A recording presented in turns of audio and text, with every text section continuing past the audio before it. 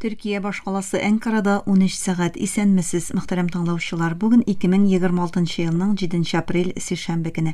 Сез турыдан-туры эфирда Төркия Авазы радиосының татар телендәге тапшыруларын тыңлыйсыз. Безнең программа 16 метрлык кыска дулкынның 17615 кГц яшьлыгыннан 42 дәрәҗә көнчыгыш юнәлешендәге Түрксат 3А һәм Түрксат 4А иярченнәре белән 3 тапкыр www.trtdinle.com интернет адресы аша һәм кесә телефоннарының TRT Dinle тыңла кушымтасыннан Вот из радио каналыннан тапшырыла. Тапшыруыбызның бүгенге чыгарылышында соңгы хәбәрләрдән соң Татарстан хәбәрләре программасы белән Төрки дөньяның мәдәни мирасы язмасын тәкъдим итәрбез.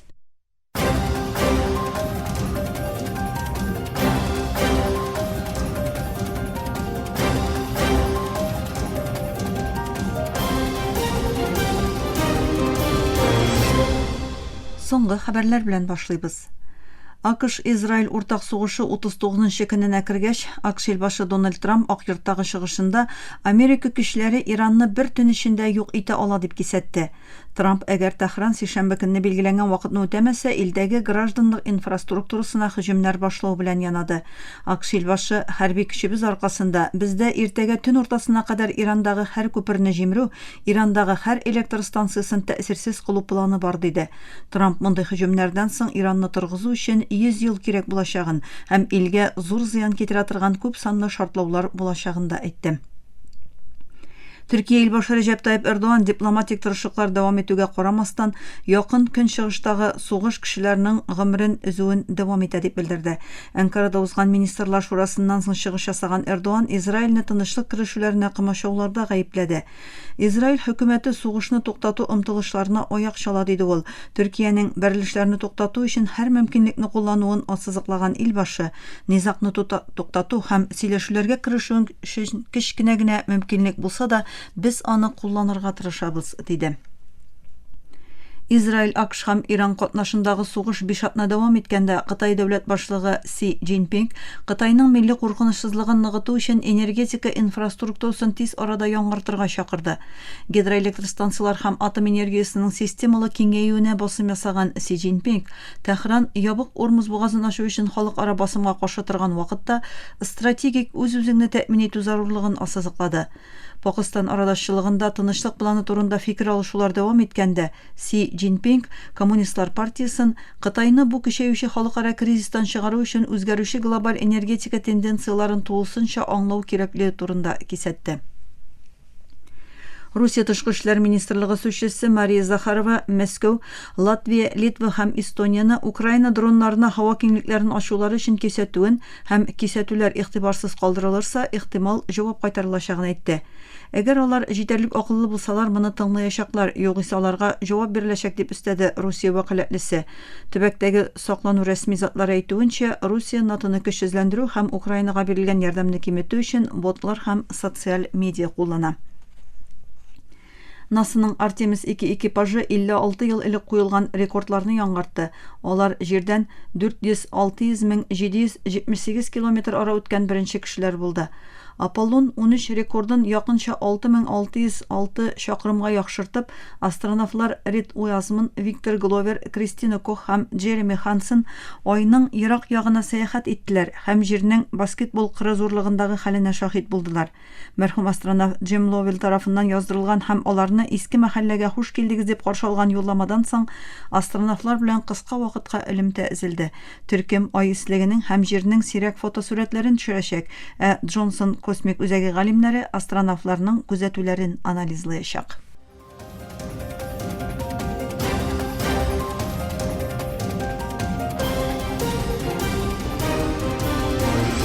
Төркия авазы дулкыннарында соңгы хәбәрләр тыңлыйсыз. Гарәп илләре экстремист Израиль министрының Әл-Акса мәчетенә бәреп керүен катгый рәвештә гаепләде. Бу реакциялар Кудус Ислам вакыфлары идарәсе Бен Гвирның Марокко капкасы аша гыйбадәтханә мәйданына кереп, аның ишек алдында йөрүен җиткергәннән соң булды. Катар тышкы эшләр министрлыгы бу гамәлне халыкара гуманитар хукукны ачыктан-ачык бузу һәм бөтен дөньядагы мөселманнарга каршы провокация дип гаепләде. Урынның статусын үзгәртү омтылышларын кире кагуын кабатлады һәм халыкара җәмгыятьне Кудустә Израильнең кабатланган канун бузуларына каршы чаралар күрергә чакырды. Иорданияда һөҗүмне гаепләде, аны кабул ителмәслек провокация һәм Әл-Акса мәчетенең изгелеген бузу дип атады. Фәләстиннең вакыфлар һәм дин эшләре министрлыгы бу вакыйганы ачыктан-ачык һөҗүм дип атады. Аның Израиль хакимиятләре мөселманнарның керүенә кымшаулаган вакытта булуын билгеләп үтте.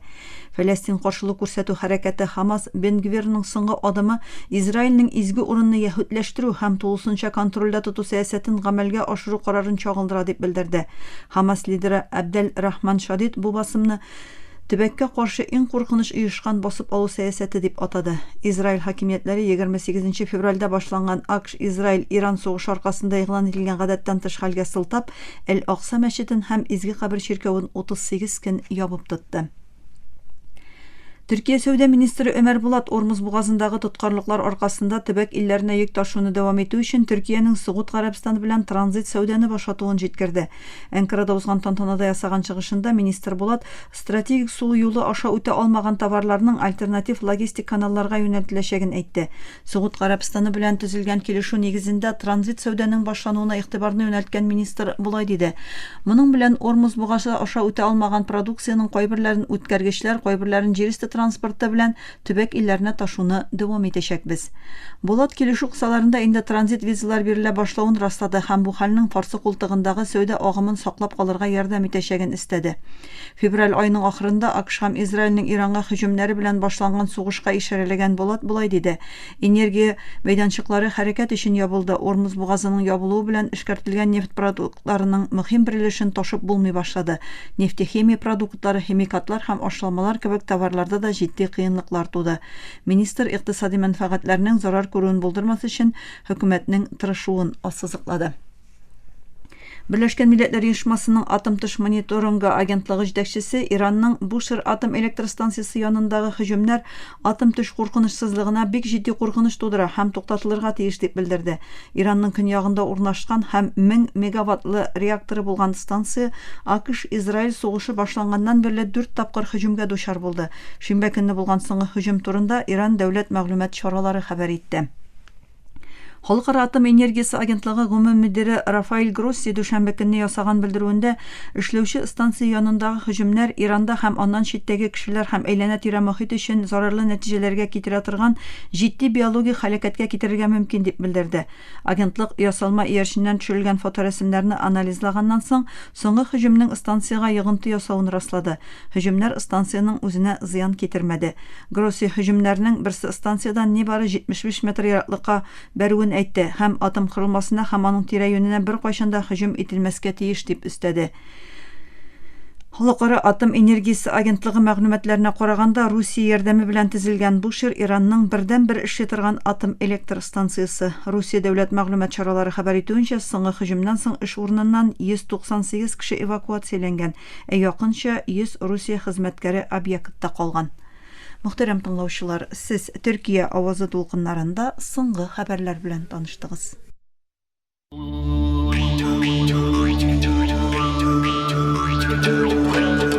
Төрки дөньяның мәдәни мирасы.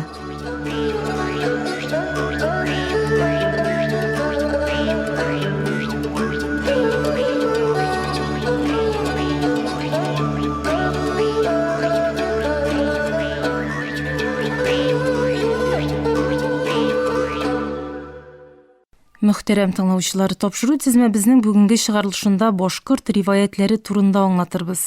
Бу риваятләр үткәннәрнең изләрен саклаучы телдән телгә күчкән мирас кына түгел, ул халыкның табигать белән бәйләнешен, ышануларын һәм үзлеген чагылдыручы хикәяләр, аларның һәрберсендә вакыт изләре, кешенең изләнүләре һәм табигать авазы үзара үрелеп, бүгенге көнгә кадәр килеп җиткән куәтле мәдәни хәтерне тәшкил итә.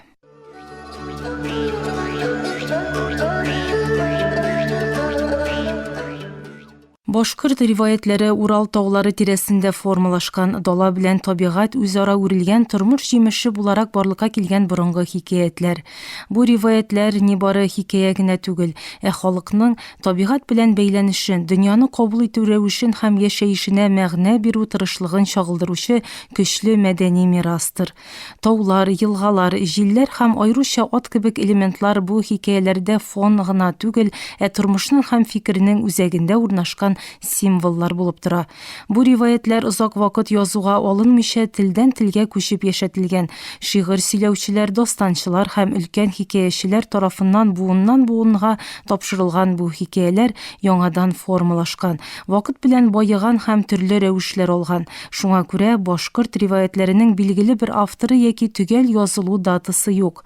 Алар халыкның уртак хәтеренең һәм коллектив иҗатының җимеше. Риваятләрне язуга алу 18 гасырдан башлап 19 гасырда системалы хәлгә килгән һәм аеруча 20 гасырда Советлар Берлеге чорында киң күләмле фольклор эшчәнлекләре белән җыелып бастырылган. Фәкать бу барыш телдән иҗат итүнең җанлылыгын юкка чыгармаган. Риваятлар төрле вариантлар белән яшәвен дәвам итеп, мәдәни барлыгын саклап калган.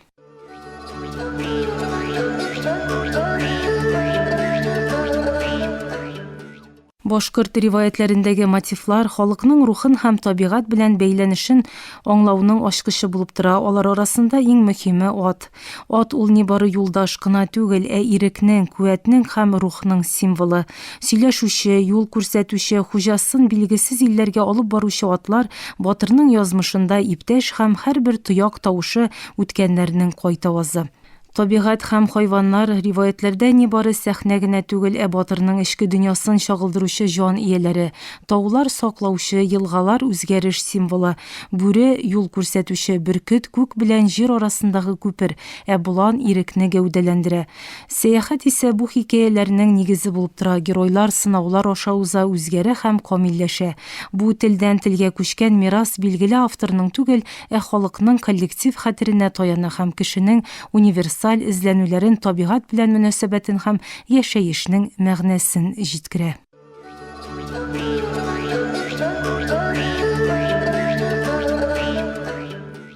Башкорт фольклорында аеруча танылган риваятлар арасында Урал батыр, Акбүзат, Зая Түләк белән Сусылу дастаннары һәм башкалары бар.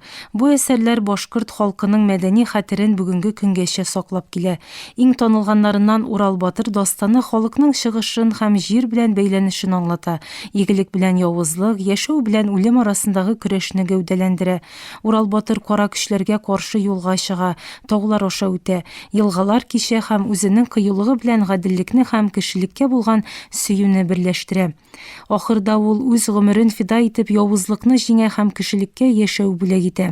Аның гәүдәсе табигатькә кушыла, хикәясе буыннан буынга фидакарлык һәм кыюлык символы булып тапшырыла. Башкорт риваятләре төрки дөньяның уртак мәдәни мирасында халыкның рухын, табигать белән бәйләнешен һәм үзлеген бүгенге көнгә кадәр алып килгән җанлы хәзинәләр. Урал батыр дастанындагы кебек батырлык, фидакарлык һәм гаделлек темалары башкортлар һәм төрки халыкларының универсаль эзләнүләрен, табигать белән үзара үрелгән яшәешен чагылдыра. Атларның тояк тавышларыннан алып тауларның тынлыгына, елгалар агышыннан җилләрне улавына кадәр һәр мотив мәдәни хәтерне һәм тамырлардан күтәрелүче төрки үзлегенең сүзсез, әмма куәтле кайтавазын йөртә. Хөрмәтле тыңлаучылар, бүгенге тапшыруыбыз азагына якынлашты. Киләсе атнада күрешкәнгә кадәр исән, имин булыгыз.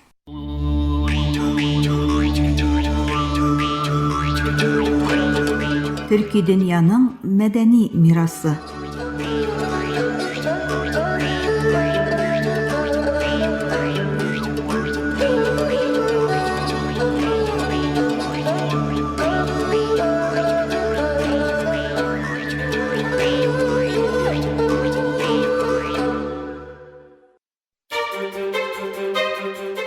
Burası Türkiye'nin Sesi Radyosu.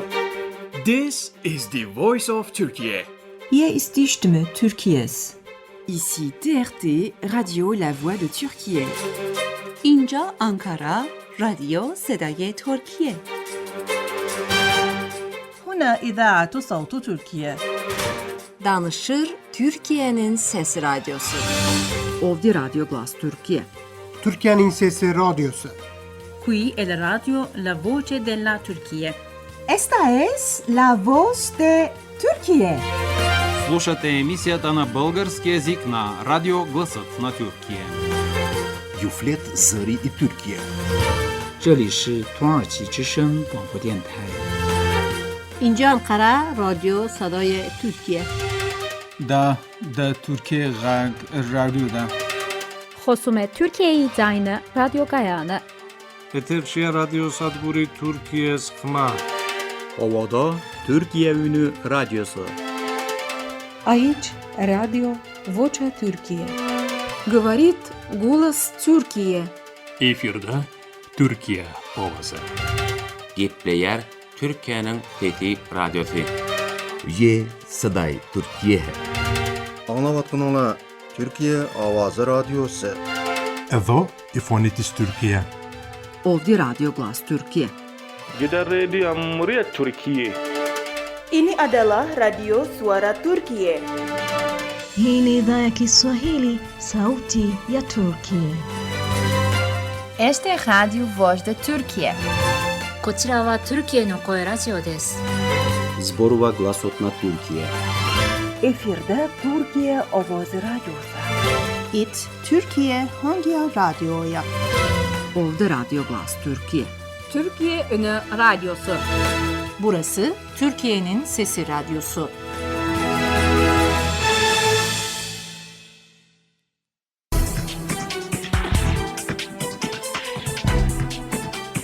Tatarstan haberleri.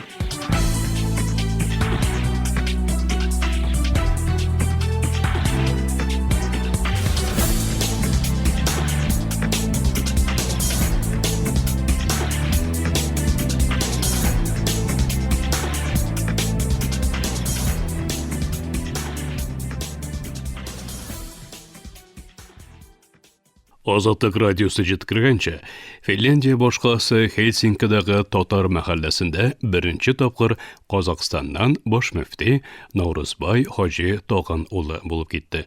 Бу хакта мәхәллә имамы Рамил Беляев үзенең Facebook битендә хәбәр итте. Аның сүзләренчә, мөфти Финляндиянең баш епископы Tapio Luoma һәм татар мәхәлләсе чакыруы белән килгән.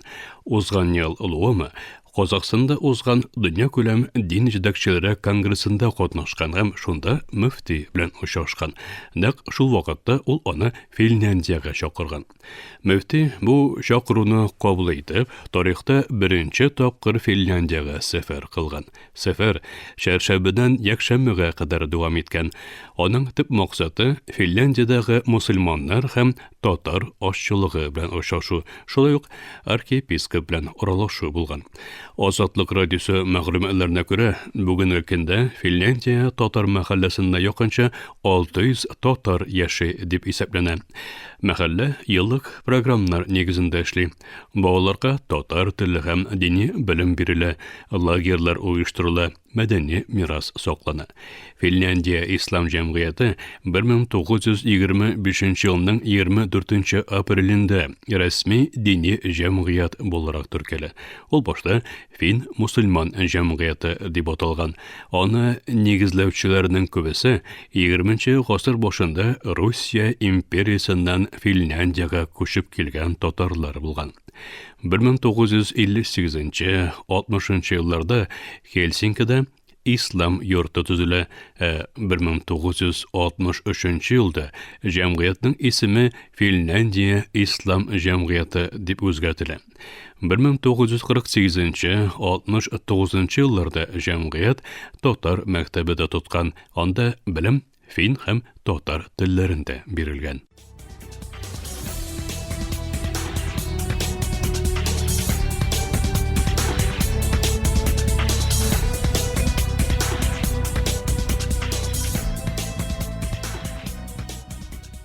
Азатлык радиосының башка бер язмасында исә Америка Кушма Штатларында оештырылган хоккейның Татарстан байрагы астында узуы турында әйтелә. Бу ялларда АКШның Флорида штатының Тампа шәһәрендә татар хоккей уеннары узды. Эллинтон Бус аренасында Ак Барс белән Яшел Барс такымнары очрашты. 10 кеше бер такымда, 10 кеше икенче такымда. Такымнар Канада белән АКШ татарлары итеп бүленмәгән. Икесендә дә ике дәүләттә яшәүче татарлар булган. Ике капкачы һәм хөкемдар читтән чакырылу булган. Алар башка милләт кешеләре. Ике дәүләткә бүленеш дөрес булмас дип таптык. Икесендә дә Америка белән Канада Kanadada yaşavşa Tatarlar koşulması idi, dediler. Osatlıqqa hakeni uyuşturucular. Uyuşturucular Tampa Tatar, Montreal Tatar, Tatars of Florida uyuşmaları. Bu Tatar hokey oyunları 8-ci tapqır uzdı. Ol 2017 yıldan beri uyuşturula. Hokey pandemiya yılındağına uyuşturulmaya kaldı. Muğa kadar Tatar hokey maçları her vakit Kanada'nın Montreal şehrinde uzdı. Onu Montreal'de şevşe Tatarlar Erik Veliyev bilen Murat Salahettinov uylap tapıp uyuşturdu. Soңғы 2 yılda Tatarlar Akkış'ta jıla başladı. Uzgan yılda Tatar hokkeyi Amerika'nın Burlington şehrinin Vermont ştatı Lady Park hokey arenasında uzgan bolsa, bu yıl Florida ştatının Tampa şehrinde uzdu. Bu logistikaga beyli. 2 yıldan da oyuncularga kilo uğruna oңайлы болуы mühim, dip anladı uyuşturucular. Tatarstan bayrağı astında sport maydanda uçaşu, birgelep Tatarstan gimnin oyak üre tınlauı qadirli, dip anladı Tatar hokkeyin uyuşturucular.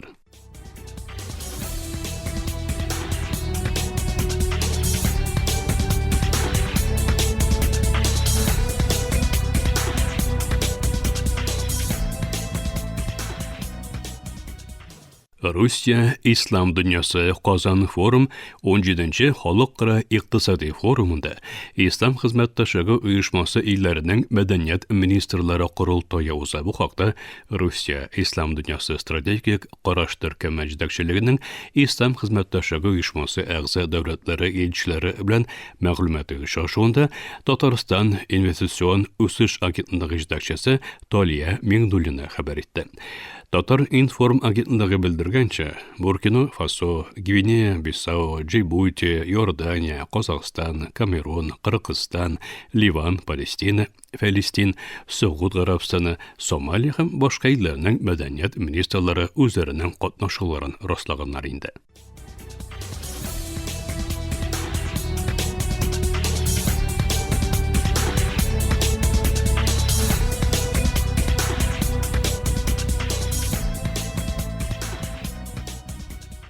Tatarstan vekilleri Özbekistan'a sefer kıla. Özbekistan'ın eydep barışı medeni uyuşmalarına tecrübe alı hem tanışı seferi 2026 yılının 3. aprilinden 7. aprilinden kadar devam etti. Bu haqda Tatarstan Cumhuriyeti Medeniyet Ministerliği Matbuat Hizmeti haber etti. Seferinin tip maksatı medeni üstüş, halk icatın saqlaw ülkesindeki en yaxşı tecrübelerini öğrenü hem şeytil vazifadaşları, hizmettaşları bilen hünari tecrübe ortaklaşığı.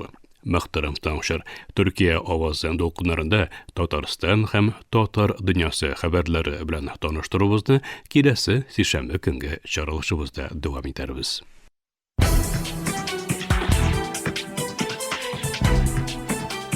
Tatarstan haberleri.